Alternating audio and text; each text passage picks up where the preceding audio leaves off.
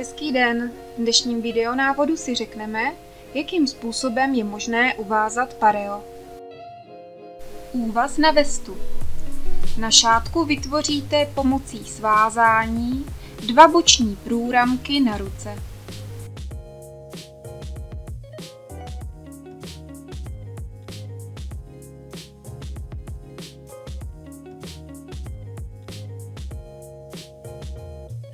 Vzniknou tak 2 ramínka, přes které převléknete paže.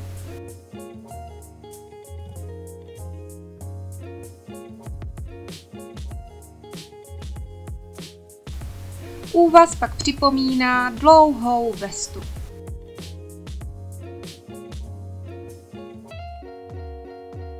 Úvaz šaty s náhrdelníkem ve tvaru T zepředu.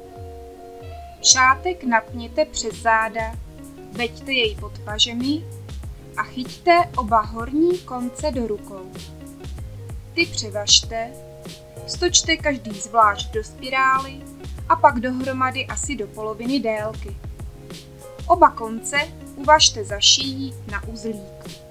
Přičnívající konce schovejte pod vzniklý náhrdelník.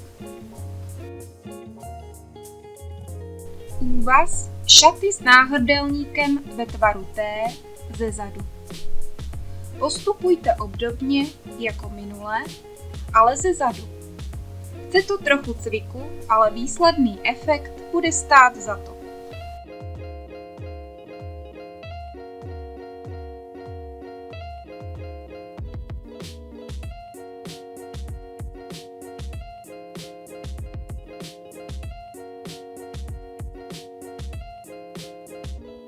Úvaz šaty s U náhrdelníkem.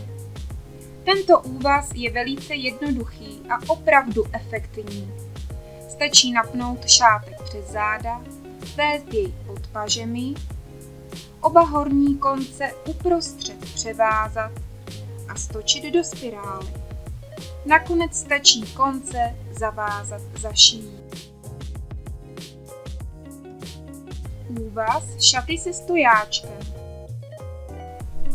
Napněte šátek opět za zády, konce překřižte a zavažte za krkem.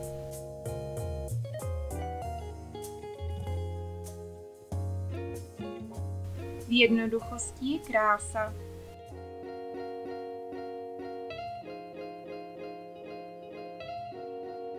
Úvaz prádlo elegant sukně. Šátek veďte přes zadeček, napněte jej před sebou a horní konce svažte na boku na mašličku. Pod ní uvažte další 2 uzlíky s volnými konci, které budou připomínat mašle.